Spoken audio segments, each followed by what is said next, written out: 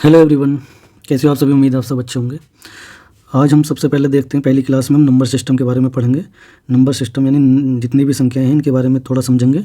ठीक है, इनकी ज़रूरत बहुत ज़्यादा पड़ती है किसी भी चैप्टर के लिए। ठीक है, तो चलिए सबसे पहले देखते हैं नंबर सिस्टम।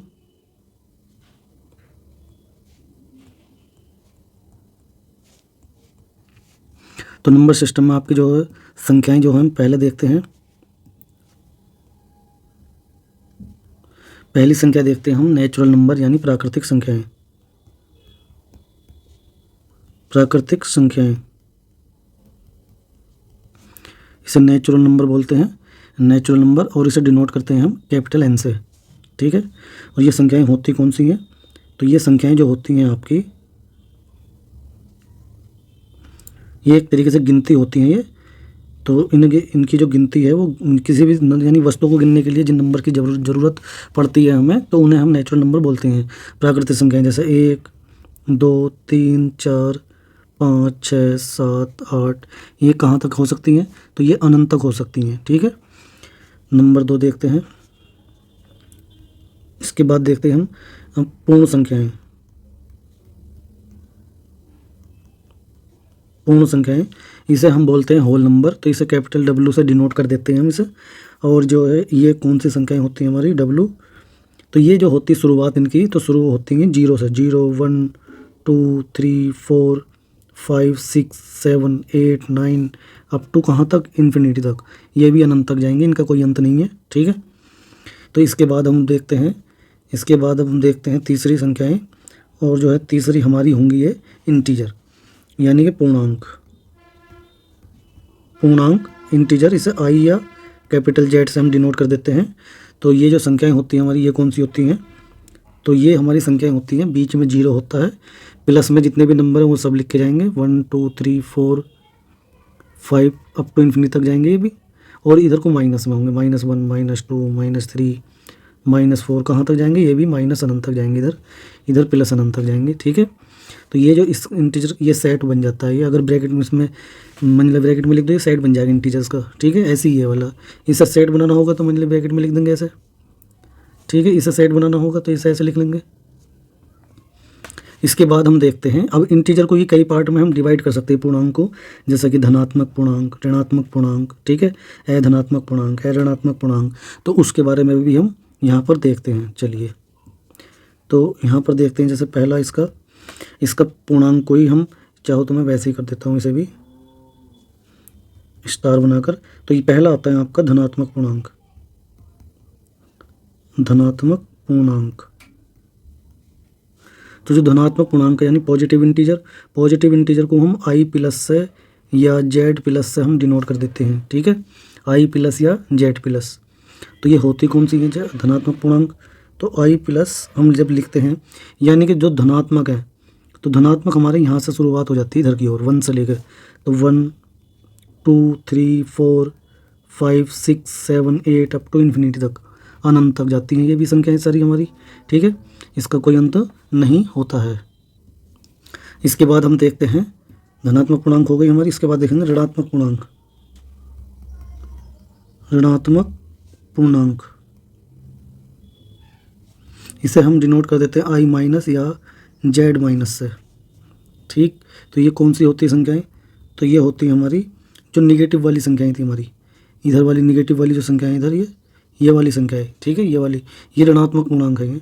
तो हम इसे लिखते हैं अब हम, जैसे कि यह माइनस अनंत इधर है, इधर से हम चलेंगे -5, -4, -3, -2, -1, या हम इसे ऐसे भी लिख सकते हैं -1, -2, -3, -4, -5, -6 तो कहाँ तक जाएंगी ये? माइनस अनंत तक। ठीक है, ये जाएंगे माइनस अनंत तक। ये हो गई हमारी ऋणात्मक पूर्णांक, तो ये हो गई। इसके बाद होते हैं, इसके बाद देखते हैं हम, इसके बाद हम देखते हैं शून्य। शून्य हमारी कैसी संख्या है? ना तो ये यहाँ पर किसी में भी 0। ठीक है, तो ये जीरो जो संख्या हमारी, ये 0 है, ये 0 न तो हमारी होती है नंबर 1, ना तो ये धनात्मक बोली जाती और ना ही ये ऋणात्मक। न धनात्मक यानी कि ना तो ये पॉजिटिव है, नॉट पॉजिटिव, और न ऋणात्मक। ना तो ये निगेटिव है ना पॉजिटिव है, ठीक है। जीरो हमारी ऐसी संख्या है ना तो पॉजिटिव है और ना ही निगेटिव है। इसके बाद हम देखते हैं धनात्मक, ये तो ऋणात्मक बोल दो या धनात्मक, कोई सी भी एक देखते हैं पहले। तो सबसे पहले देखते हैं इनमें धनात्मक, ये पहले ऋणात्मक देखते हैं। चलिए ऋणात्मक पूर्णांक, ऋणात्मक पूर्णांक यानी नॉन निगेटिव इंटीजर, ठीक है, नॉन निगेटिव इंटीजर।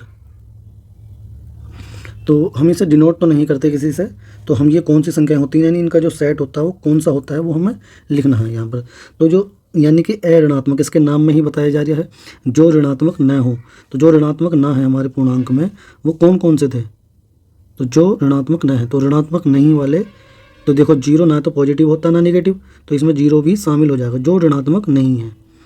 तो हम ये लिख सकते हैं हम यहाँ पर, जैसे जीरो भी है, 1 2 3 4 5 6 7 अप टू इन्फिनिटी तक जाएंगे। ये हमारे ऋणात्मक पूर्णांक है, निगेटिव में नहीं है, ठीक है। ये इन्हीं संख्याओं को हम होल नंबर भी बोलते हैं, ठीक है। इन्हीं संख्याओं को हम होल नंबर यानी डब्लू से भी बताया गया, हमने पीछे बताया यहाँ पूर्ण संख्याओं में ये आ रहे। और जो धनात्मक पूर्णांक थे हमारे ये इंटीजर भी होते हैं, इंटीजर नहीं नेचुरल नंबर होते हैं, प्राकृतिक संख्याएं, ठीक है। इसके बाद अब हम देखते हैं धनात्मक पूर्णांक, धनात्मक पूर्णांक यानी नॉन पॉजिटिव इंटीजर।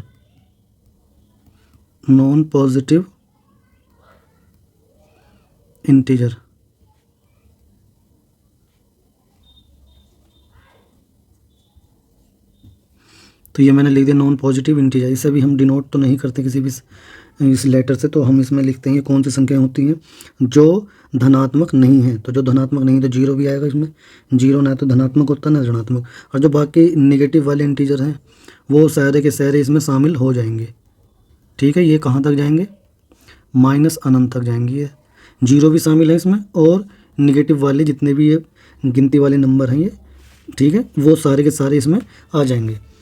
इसके बाद हम देखते हैं पूर्णांक को हम कई पार्ट में डिवाइड कर लें। इसके बाद आता है अशून्य पूर्णांक,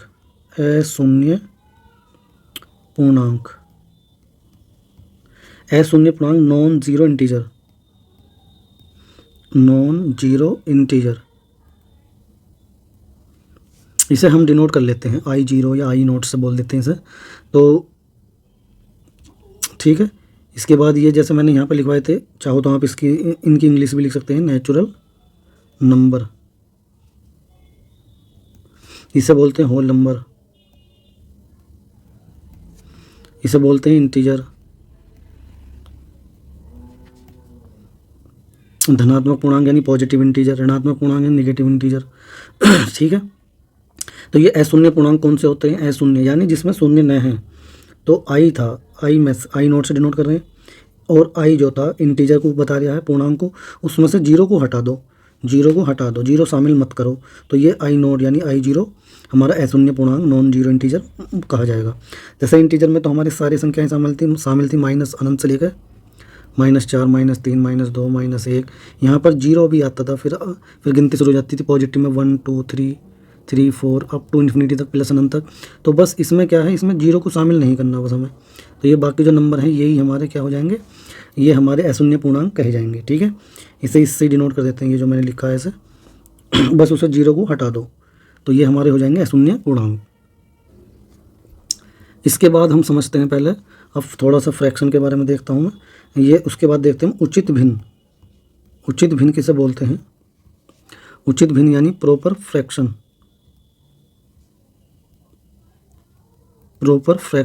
आपकी जो है उचित भिन्न है।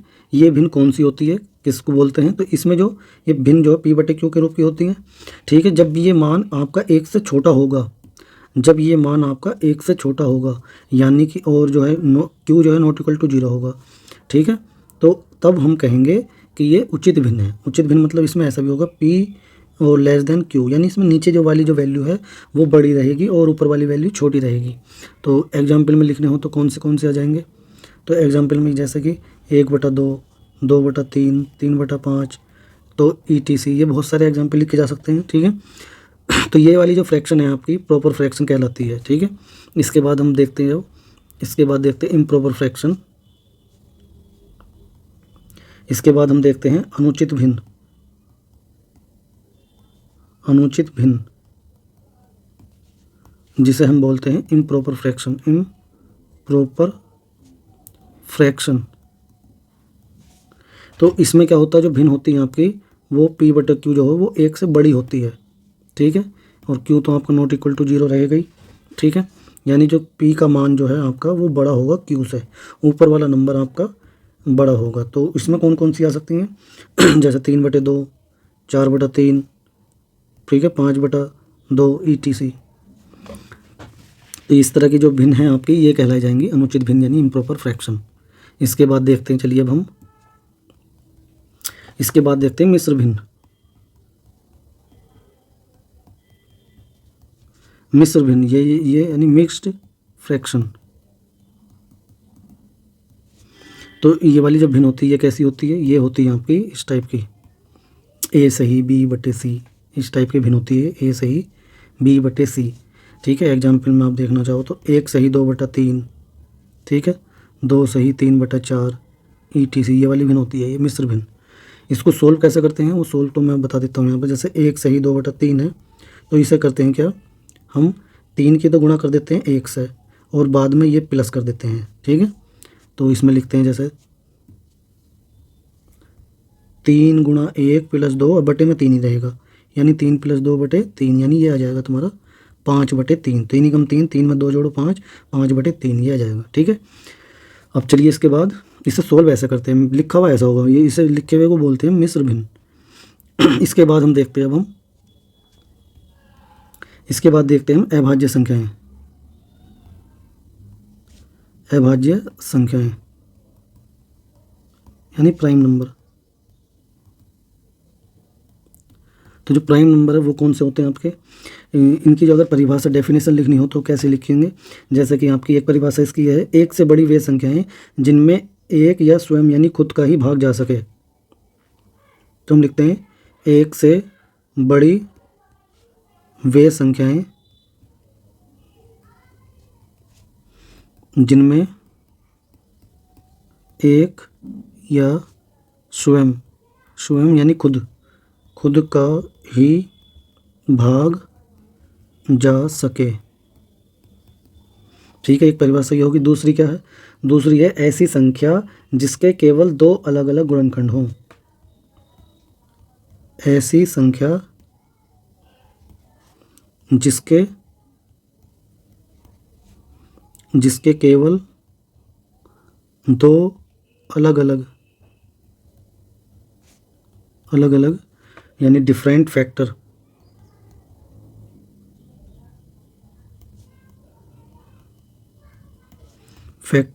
यानी कि जो गुणनखंड हों, इसके जो फैक्टर होंगे वो दोनों अलग अलग होंगे, डिफरेंट होंगे। जैसे कि अगर हम एग्जाम्पल में लिखना चाहें तो कौन सी एग्जाम्पल में, एग्जाम्पल कैसे रहेंगे इसके, एग्जाम्पल आपके जैसे कि एग्जाम्पल आपका 2 है, 3 है, ठीक है, 5 है, 5 में 5 का ही भाग जाएगा, 7 है और किसी भी नंबर का नहीं जाएगा, 11 है, 13 है, 17 है, 19 है, 23 है, ऐसी बहुत सारी संख्याएं हैं ये। ठीक है, इसके और दूसरी परिभाषा इनमें सिर्फ एक से बड़ी है ये और खुद का ही भाग जाएगा इसके अलावा कुछ नहीं जाएगा। दूसरा तरीका क्या है, इसके 2 ही फैक्टर होंगे, या तो 1 होगा और या 2 होगा, यही तो 2 फैक्टर होंगे, इनसे ही कट सकती है बस। 3 के भी ये 2 ही फैक्टर होंगे, 1 होगा 3 होगा, यानी खुद होगा, एक तो सबका ही होगा और स्वयं भी वो होगा। जैसे 5 के भी 2 ही फैक्टर होंगे, एक होगा, एक 5 होगा, तो इनके केवल 2 ही फैक्टर होते हैं, 2 के अलावा नहीं होते हैं। ठीक है, एक का क्यों नहीं होता है, एक क्यों नहीं, एक का सिर्फ एक ही होता है। ठीक है, इसलिए हमने एक से बड़ी संख्याएं ली, हमने वो एक से बड़ी होती हैं। ठीक है, ये हमने सीख लिया अभाज्य संख्याएं। इसके बाद हम देखते हैं परिमेय संख्याएं। परिमेय संख्याएं, परिमेय संख्याओं को हम रेशनल नंबर बोलते हैं, रेशनल नंबर। ठीक है, इन रेशनल नंबर को हम डिनोट कर देते हैं कैसे, कैपिटल Q से कर देते हैं डिनोट इसे। तो ये कौन से होती हैं, तो इसकी परिभाषा क्या है, ये वे संख्याएं हैं जिन्हें p बटे क्यू के रूप में लिख सकते हैं। वे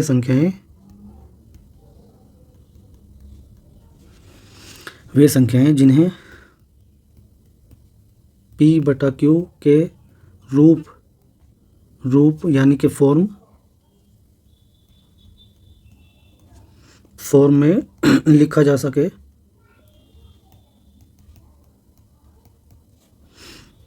सके, जहाँ पर आपके जो पी क्यू हैं ये क्या है, पी क्यू आपके पूर्णांक संख्याएं हैं, पूर्णांक है जो हमने अभी ऊपर पढ़ा है पूर्णांक के बारे में। और जो क्यू है आपका वो जीरो नहीं होना चाहिए, नॉट इक्वल टू जीरो। और पी व क्यू कोई उभयनिष्ठ गुणनखंड नहीं रखते हैं, या फिर इतना ही लिख देंगे तो काफ़ी है। वे संख्याएं जिन्हें पी बटा क्यू के रूप में हम लिख सकते हैं, जहाँ पर पी क्यू पूर्णांक है, क्यू जो है जीरो नहीं होना चाहिए, ठीक है। तो इसके जो एग्जाम्पल हैं वो कौन कौन से आएंगे, तो इसके जो एग्जाम्पल हैं ये आएंगे, जैसे जीरो को हम पी बटा क्यू के रूप में लिख सकते हैं, क्या हाँ लिख सकते हैं, 0/1 लिख सकते हैं। तो 0/1 जीरो ही होता है, तो ये परिमेय है हमारी संख्या, ठीक है। तो 0 है, 1 है, 1 के नीचे 1 लिख देंगे, 2 है, 3 है, 4 है, 5 है, प्लस में जितने भी नंबर हैं ये सारी की सारी परिमेय संख्याएं हैं हमारी। यदि आप इन पर माइनस लगा दो, -1, -2, -3, -4, -5, तब भी ये परिमेय संख्याएं होंगी। क्यों, -1 के बटे में 1 लिखोगे तब भी -1 ही बोला जाएगा ये, तो ऐसी संख्याओं को हम परिमेय बोलते हैं, ठीक है।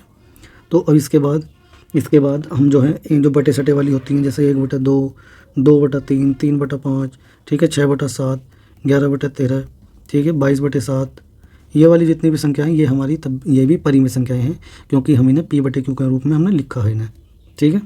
अगर इन पर माइनस लगा दो आप तब भी ये परिमेय संख्याएं ही रहेंगी, क्योंकि है तो ये पूर्णांक ही, ऊपर वाले नंबर भी पूर्णांक है, नीचे वाला नंबर भी पूर्णांक है, बस नीचे जो है जीरो नहीं होना चाहिए, इस चीज़ का ध्यान रखना आपको। जैसे 5/0 लिख दो तो ये परिमेय संख्या नहीं है, क्योंकि ये तो अनंत बन जाएगा। इसके बाद और कौन से नंबर हो सकते हैं, और जैसे √4 जो एक परफेक्ट स्क्वायर नंबर है, इसके अंदर 2 × 2 एक पेयर बन जाएगा 2 का, वो बाहर निकल जाएगा 2, इस 2 को 2/1 लिख सकते हैं, तो परिमेय संख्या है। इसलिए जो परफेक्ट स्क्वायर नंबर होते हैं वर्गमूल में, वो भी जितनी संख्याएं हैं वो सबकी सब आपकी परिमेय संख्याएं होती हैं, ठीक है। इन्हें ऐसे लिख दो, √4/√9, क्योंकि यह आ जाएगा 2/3, तो इस टाइप की संख्याएं भी आपकी परिमेय संख्याएं होती हैं। √4/√9, ठीक है, √9/√16, इस टाइप की ये भी आपकी परिमेय संख्याएं हैं। और कौन सी होती हैं परिमेय संख्याएं, और भी होती हैं, बहुत सारी होती हैं, जैसे कि दशमलव में 2.5, ठीक है, 6.25, जो दशमलव में लिखी हुई संख्याएं हैं और उसका जो पॉइंट के बाद डिजिट है वो काउंट कर सकते हैं, उन्हें काउंट भी कर सकते हैं, और लिमिटेड है वो, ठीक है, वो ख़त्म हो रहे हैं, यानी कि कुछ भी लिख सकते हो आप यहाँ पर। तो इस टाइप के जो नंबर होते हैं ये भी हमारी परिमेय संख्याएं हैं। इन संख्याओं को हम जो है पॉइंट हटाकर पी बटे क्यू के रूप में लिख सकते हैं, इस वजह से ये परिमेय संख्याएं हैं। जैसे 2.5 है, इसका पॉइंट हटाओगे नीचे 10 आएगा, तो ये 25/10 होगी, परिमेय संख्या। इसे काट दो 5 से तब भी ये 5/2 आएगा, परिमेय संख्या होती है ये, ठीक है। इस तरह से हो जाएंगी। और कौन सी होती हैं, और होती है हमारी दशमलव वाली, जैसे 1.55555 रिपीट हो रहा है 5 बार, तो उसे 1.55 के ऊपर बार लगा देते हैं हम। तो जो बार वाली संख्याएं होती हैं वो भी हमारी परिमेय संख्याएं ही होती हैं, इन्हें भी हम पी बटे क्यू के रूप में लिख सकते हैं, ठीक है। और एग्जाम्पल देखना चाहो, 12.15 रिपीट कर रहे हैं हम, तो यानी कि 12.15 के ऊपर बार लग जाएगा, तो ये भी परिमेय संख्याएं हैं। जो पैटर्न बन जाता है ना एक, वो इसमें पैटर्न बन जाएगा, एक डिजिट रिपीट हो रहा है, या 2 डिजिट रिपीट हो रहे हैं, या 3 हो रहे हैं, ठीक है, ये सब क्या हो परिमेय होती हैं। इसके बाद हम देखते हैं अब अपरिमेय संख्याएं, ठीक है। अपरिमेय संख्याएं, अपरिमेय संख्याएं नहीं, इरेशनल नंबर। तो ये कौन सी संख्याएं होती हैं हमारी इरेशनल नंबर जो होती हैं, तो ये होती हैं हमारी वे संख्याएं जिन्हें पी बटे क्यू के रूप में नहीं लिख सकते हो, वे संख्याएं जिन्हें पी बटे क्यू के रूप में नहीं लिखा जा सके। और जहाँ पर आपके ये पी क्यू हैं वो तो पता ही है, पी क्यू आपके पूर्णांक हैं ये, और जो क्यू है वो नॉट इक्वल टू 0 है, ठीक है। तो एग्जांपल देखते हैं अब हम इसके जो एग्जांपल हैं ये हमारे हैं, जैसे जो अंडर रूट के अंदर होते हैं, √2, √3, √5, ठीक है। इस टाइप के नंबर जो हैं इसमें पाई भी आ जाता है, पाई, ई, ये वाले जितनी ऐसी संख्याएं ये सब क्या हैं, हमारी अपरिमेय संख्याएं हैं। जो हमारा ये पाई है, पाई का मान जो है ये आपको पता है 22/7 भी होता है। 22/7 जो हमारी है ये है हमारी परिमेय संख्या, और जबकि पाई जो है वो हमारी अपरिमेय संख्या। तो ये मैं बता दूं आपको, ये जो पाई का मान होता है ये लगभग में 22/7 होता है। ये इसका लगभग मान है, लगभग, ये एग्जैक्ट मान नहीं है इसका, ठीक है, अप्रोक्सीमेट है ये। यानी पाई का जो एग्जैक्ट मान है वो क्या होता है 3.1415। इसके बाद क्या क्या डिजिट आएंगे, बहुत कुछ ना कुछ आता ही रहेगा, रिपीट में ख़त्म नहीं होंगे, ये कुछ ना कुछ आता ही रहेगा। तो एग्जैक्ट मान काफ़ी बड़ा है, वो नहीं पता हमें क्या है, आगे डिजिट क्या आएंगे इसके, ठीक है। ऐसे ही हमारे पास ई है ये, तो ई जो है एक्सपोनेंशियल फंक्शन उससे लिया गया है। इसका मान भी 2.718 ये समथिंग होता है कुछ ना कुछ, ठीक है। तो इसी वजह से जो है ना, इसमें एक पैटर्न नहीं बनने, कुछ भी पॉइंट के बाद कोई ना तो डिजिट रिपीट हो रहा है कि कोई एक डिजिट रिपीट हो जाए, या 2 या 3 ऐसा कुछ नहीं है। तो इसमें कोई पैटर्न नहीं है। तो ये जो है हमारी अपरिमेय संख्याएं हैं। और कौन सी होती हैं, जैसे 2.5, 6, 9, कुछ भी लिखता चला जाऊँ मैं अब इसमें कोई पैटर्न नहीं बनने, ठीक है। जब कुछ पैटर्न नहीं बनने का, कुछ ना कुछ आता ही रहेगा, तो ये ऐसी संख्याएं हमारी अपरिमेय संख्याएं होती हैं, ठीक है। और कौन सी होती हैं, जैसे परिमेय है 2 में अगर अपरिमेय जोड़ दो तो भी अपरिमेय होती है। 3 + √2 ऐसे ये जो संख्याएं हैं, चाहे माइनस लगा दो, ठीक है, ये भी हमारी क्या है अपरिमेय संख्याएं होती हैं। तो अपरिमेय भी समझ लिया हमने ये। इसके बाद देखते हैं अब हम वास्तविक संख्याएं, ठीक है। वास्तविक संख्याएं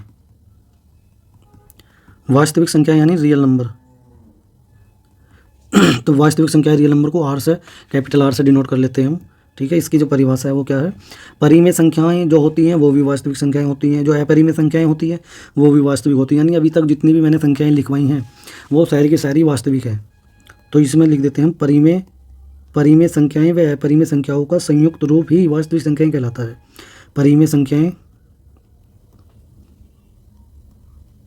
और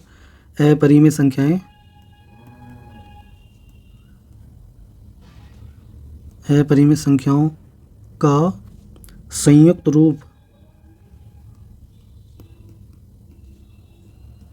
ही वास्तविक संख्याएं कहलाता है।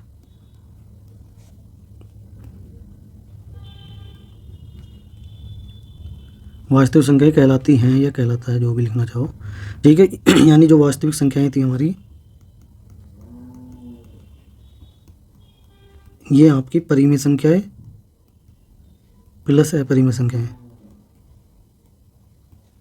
परिमेय संख्याएं जो होती हैं वो अपरिमेय संख्याएं होती है, वो दोनों की दोनों हमारी कैसी संख्याएं होती हैं, ये दोनों की दोनों हमारी ये अपरिमेय संख्याएं होती हैं। दोनों की दोनों हमारी कैसी होती हैं, वास्तविक संख्याएं होती हैं। यानी कि जो वास्तविक संख्याएं हैं उसको हमें डिवाइड करना हो वास्तविक संख्याएं, तो उसे 2 पार्ट में डिवाइड कर देते हैं। एक है परिमेय संख्याएं और दूसरी है अपरिमेय संख्याएं, ठीक है। इसे हम आर से डिनोट करते हैं। तो ये जो आर है, आर जो वैल्यू है, यानी हम इसकी ऐसी परिभाषा भी लिख सकते हैं, इसकी एक परिभाषा डेफिनेशन और लिख सकते हैं, ऐसी संख्याएं जिन्हें संख्या रेखा यानी नंबर लाइन पर लिखा जा सके। ऐसी संख्याएं जिन्हें संख्या रेखा यानी कि नंबर लाइन पर लिखा जा सके।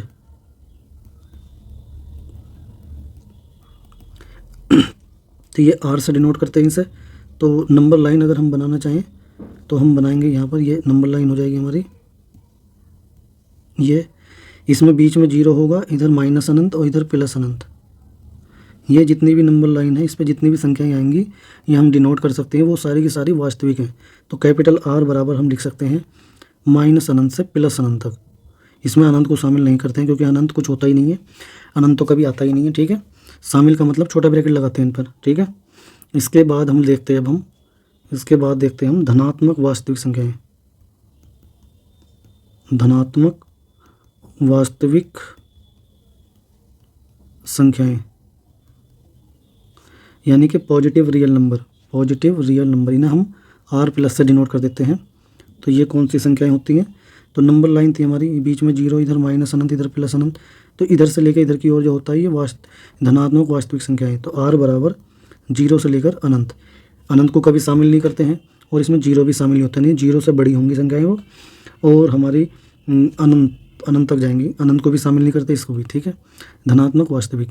इसके बाद हम देखते हैं ऋणात्मक वास्तविक संख्याएं। ऋणात्मक वास्तविक संख्याएं, ऋणात्मक यानी negative real number, R minus से डिनोट कर देते हैं। तो ये वाली संख्याएं हमारी नंबर लाइन पर हम बनाएंगे, जीरो, माइनस अनंत, प्लस अनंत। तो इधर वाली होती हैं संख्याएं, जीरो तो हमारा नेगेटिव होता ही नहीं है, तो इसलिए जीरो को शामिल नहीं करते हम। तो ये हो जाएंगे माइनस अनंत से जीरो तक, जीरो मतलब जीरो को शामिल नहीं करना है, ठीक है। तो ये होगी हमारी ऋणात्मक वास्तविक संख्याएं। यहाँ तक हमने समझ लिया है। इसके बाद हम देखते हैं काल्पनिक संख्याएं। काल्पनिक संख्याएं यानी कि ये ना बोलते हैं इमेजिनरी नंबर। इमेजिनरी नंबर यानी कि इसकी जो डेफिनेशन है वो क्या बनेगी? ऐसी संख्याएं जो वास्तविक नहीं हैं, या ऐसी संख्याएं जिन्हें संख्या रेखा पर रिप्रेजेंट यानी प्रदर्शित नहीं किया जा सकता। ऐसी संख्याएं जो वास्तविक नहीं है, जो रियल नहीं है, ठीक है। बाकी जो बचेंगी वो काल्पनिक हो जाएंगी, जो वास्तविक नहीं है, जो वास्तविक संख्या नहीं है। या फिर ऐसे कह सकते हैं ऐसी संख्याएं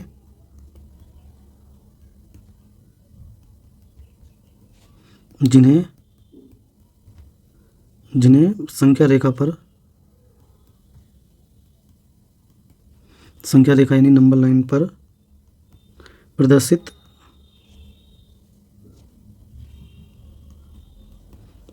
यानी रिप्रेजेंट नहीं किया जा सकता।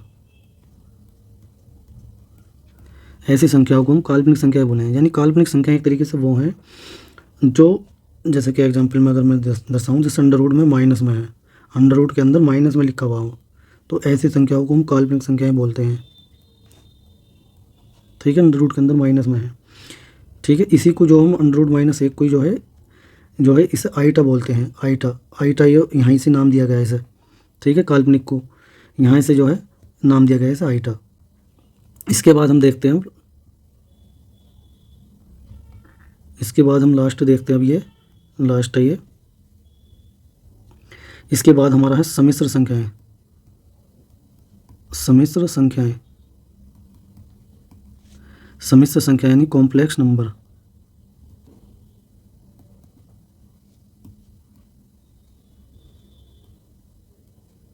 कॉम्प्लेक्स नंबर, ये सम्मिश्र संख्याएं ही आपकी दो पार्ट में डिवाइड होती हैं। ये एक वास्तविक संख्याएं,